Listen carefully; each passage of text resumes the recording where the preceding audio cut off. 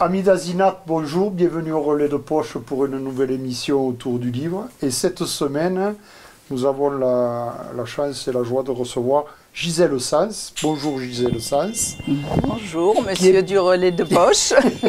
Qui est bien connue par les poètes de l'Ariège, puisqu'elle a commis pas mal de livres de poésie. Mais elle n'est pas venue aujourd'hui pour un livre de poésie, elle est venue nous présenter son nouveau livre, qui est un roman. Est-ce qu'on le voit là? Je suis dans le cadre, c'est surtout le livre, et qui parle d'histoire d'amour, d'une histoire d'amour de ses parents, Rose et Georges. Ce récit se déroule avant et pendant la Seconde Guerre mondiale, il s'appelle Un amour de guerre, il est édité chez Poésis Images. Qu'est-ce qui vous a poussé dans cette intimité à raconter l'histoire magnifique de vos parents? Pourquoi ce moment, vous avez eu besoin de le mettre sur du papier? Ben, en fait, ça m'est tombé dessus, hein, puisque je ne pensais pas d'écrire de roman de ma vie, puisque j'ai voué ma vie à la poésie. Et je crois que la situation, même j'en suis sûre, que ce qui se passe actuellement dans le monde, j'ai commencé l'écriture à peu près il y a 2 ans, et c'est vrai que le déclenchement de la guerre en Ukraine m'a obligée, je vais dire, à raconter cette histoire, tellement je sentais que, d'ailleurs, on est maintenant 2 ans et demi après, rien n'est réglé, et on a peur, évidemment, d'une escalade. Donc, ça rappelle fâcheusement des précédents, d'autres périodes, et bon, en plus, cette histoire de mes parents est une histoire finalement assez romanesque, je trouve aussi.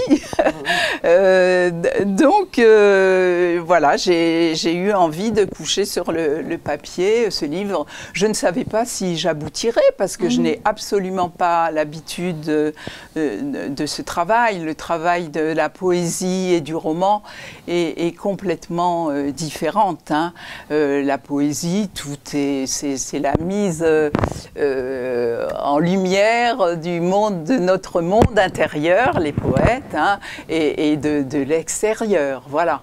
Alors que le roman, en plus, là, il y a un fond historique quand même. Donc, c'est vrai que j'ai pas voulu raconter de bêtises, bien sûr, quand même.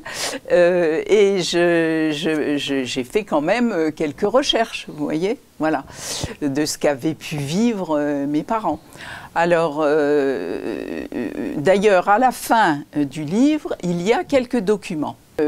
Parce que c'est une grande histoire d'amour avant tout, hein, mais bon, donc j'ai pas mis évidemment l'échange des lettres de mes parents, puisque pour vous dire un petit peu quelque chose sur le parcours de mes parents qui ont été pris dans la tourmente de la Deuxième Guerre mondiale, hein, puisqu'ils se sont rencontrés juste avant le déclenchement de la guerre, hein, pas longtemps avant. Ils se sont... alors, bon, puisque nous sommes en Ariège, disons-le, sinon quand je ne suis pas dans ma maison de l'Ariège, j'habite Aix-en-Provence, la photo de couverture, puisque même avec mes poèmes, toute ma vie, j'ai accompagné ces poèmes de photographies, hein, voilà, quelquefois même d'œuvres picturales, alors pas moi, hein, je ne peins pas, mais de peintres, voilà, quelquefois un peu célèbres quand même. Et là, la photo de couverture, c'est une photo que j'ai prise à Castelnau-d'Urban. C'est la photo du moulin, à l'entrée du village, en venant 2 fois vers Saint-Giron, hein, à l'entrée du village, le long de la rivière Artillac. Et c'est dans les jardins de ce moulin que mes parents se sont rencontrés. Plus ou moins présentés d'ailleurs, mais là vous voyez, quelquefois ça marche, il faut croire. Voilà. Et voilà, donc c'est le moulin de Castelnau-d'Urban. Bon. Donc mes parents se sont rencontrés, se sont fiancés plusieurs mois avant le déclenchement de la guerre mondiale. Et puis mon père a été mobilisé et il a été fait prisonnier, et comme beaucoup d'autres, comme je dis, dans la poche de Dunkerque. Voilà. Et envoyé dans un stalag. Donc, oui, pour revenir à ces documents, si je vous parle de ce stalag, c'est que ma mère est restée sans nouvelles de mon père pendant au moins 6 mois. Et un jour, elle a reçu un courrier de la Croix-Rouge, puisque la Croix-Rouge fait des recherches sur les prisonniers pour donner des nouvelles aux familles. Et donc, c'est le premier document que vous trouvez à la fin, où on lui annonce qu'il est prisonnier retenu au stalag numéro 2 en Poméranie, pays très froid, actuellement à l'ouest de la Pologne, très au nord, et voilà, donc on lui fait part de cela, et qu'elle peut envoyer des colis. C'est écrit au bas parce que le document est recto verso, elle peut envoyer 1 kilo et pas plus, donc bon, elle aurait bien aimé lui envoyer des confitures, des choses comme ça, elle le fait de temps en temps, mais 1 kilo, c'est vite atteint, bien sûr. Et justement, le deuxième document, bon, parce qu'il y a eu pas mal d'envois pendant toutes ces années de colis, bon, j'ai fait ce que j'ai pu pour montrer les dates, enfin, voilà.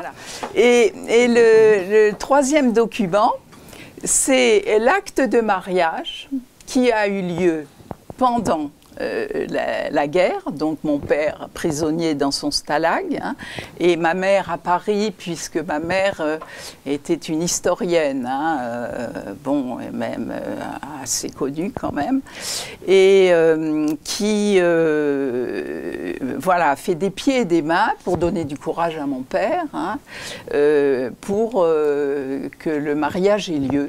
Donc sur la page de droite, enfin là c'est petit par rapport à la caméra, sur la page de droite on voit que mon père s'est marié au stalag avec 2 témoins, comme ça se fait normalement, qui étaient 2 prisonniers, 2 de ses camarades prisonniers. Alors je ne sais pas, ça a été très compliqué parce que c'était